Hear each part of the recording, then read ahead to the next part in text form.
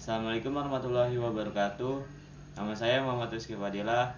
Kami dari kelompok 4, 12 IPS 4. Kami ingin membahas tentang lembaga advokat atau pengacara. Selanjutnya akan dibahas oleh teman-teman saya. Assalamualaikum warahmatullahi wabarakatuh. Nama saya Clarissa Anggraini. Saya akan menjelaskan tentang advokat. Advokat itu adalah seorang yang memiliki profesi untuk memberikan jasa hukum kepada orang di dalam pengadilan, atau seseorang yang mempunyai izin praktik pengacara di pengadilan seluruh wilayah negara Republik Indonesia.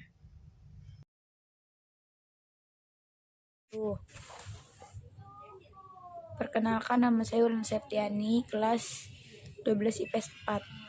Saya akan menjelaskan definisi pengacara. Pengacara adalah seorang yang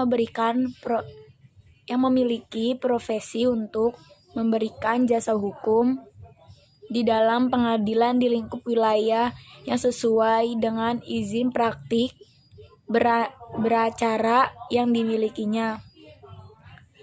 Berdasarkan Undang-Undang Nomor 18 Tahun 2003 tentang advokat.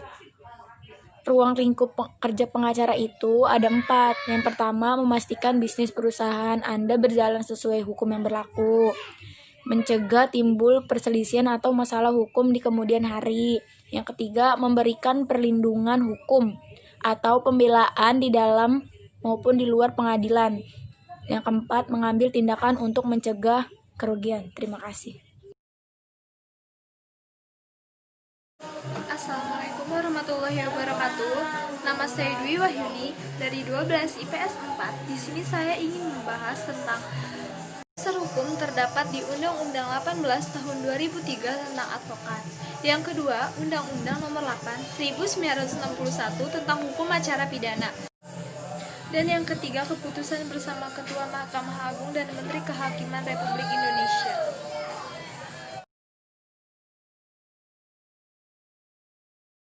Wabarakatuh. Nama saya Bagus Aryansa dari kelas 12 IPS 4. Sini saya akan menerangkan kewajiban. Itu yang pertama, A. Menjunjung kode etik profesi, pasal 26 Undang-Undang No. 18 Tahun 2003. Yang B. Menegakkan hukum termasuk supremasi hukum dan HAM, UU Nomor 18 2003 dan Bab 2 Pasal 2 Kode Etik Advokat. Bersungguh-sungguh melindungi dan membela kepentingan kliennya dalam hal jasa hukum tertentu yang telah mereka perjanjikan, pasal 4 huruf I, J, dan K Kode Etik Advokat.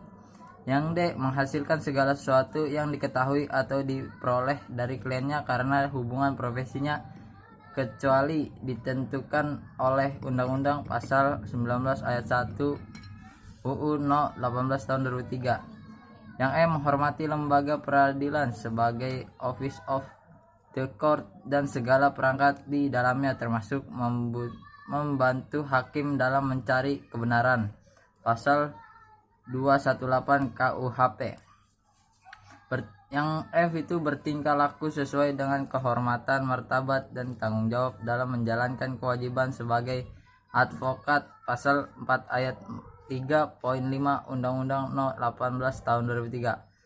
Yang G. Bersikap, bertingkah laku, bertutur kata, atau mengeluarkan pernyataan hormat terhadap hukum, peraturan perundang-undang, atau pengadilan, pasal ayat 3 Undang-Undang No. 18 Tahun 2003.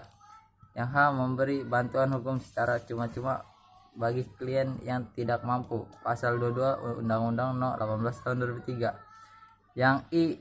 Menggunakan atribut khusus dalam sidang pengadilan perkara pidana sesuai dengan peraturan undang-undang pasal 25 Undang-Undang Nomor 18 Tahun 2003. Ya, sekian, terima kasih. Wassalamualaikum warahmatullahi wabarakatuh. Nama saya Amelia Anjani. Saya akan menjelaskan tentang hak-hak advokat. Yang pertama itu ada hak kebebasan dan hak kemandirian atau independen. Hak kebebasan dan kemandirian diatur dalam pasal 14 dan 15 sebagai berikut. Pasal 14 yang berbunyi, advokat bebas mengeluarkan pendapat atau pernyataan dalam membela perkara yang menjadi tanggung jawab di sidang pengadilan dengan berpegang pada kode etik profesi dan peraturan perundang-undangan. Pasal 15 yang berbunyi, advokat bebas menjalankan tugas profesinya untuk membela perkara yang menjadi tanggung jawabnya di dalam sidang pengadilan dengan berpegang pada kode etik profesi dan pengaturan undang-undang. Yang kedua itu ada hak imunitas. Hak imunitas adalah hak kekebalan seorang advokat dalam membela perkaranya yang menjadi tanggung jawab bahwa ia tidak dapat dituntut secara perdata maupun pidana ketika menjalankan profesinya itu. Yang ketiga adalah hak meminta informasi. Hak untuk memperoleh informasi terhadap perkara yang dihadapi merupakan kemutlakan atas diri advokat, baik karena kepentingan menjalankan tugas maupun karena kepentingan hukum orang yang menjadi tanggung jawabnya atau kliennya. Yang keempat ada hak ingkar. Seorang advokat berhak untuk mengajukan keberatan dalam persidangan. Ia berhak melakukan tangkisan atau eksepsi terhadap perkara yang dibelanya. Dalam hal pidana, ia berhak bukan hanya melakukan eksepsi, tetapi juga mengingkari, mengajukan keberatan dan menganulir segala tuntutan jaksa bahkan atas segala keputusan dalam persidangan atau keberatannya karena keberatan kliennya sebagai terdakwa yang untuk mengajukan banding, kasasi, dan seterusnya. Sekian dari kelompok saya, kurang lebihnya mohon maaf. Wassalamualaikum warahmatullahi wabarakatuh.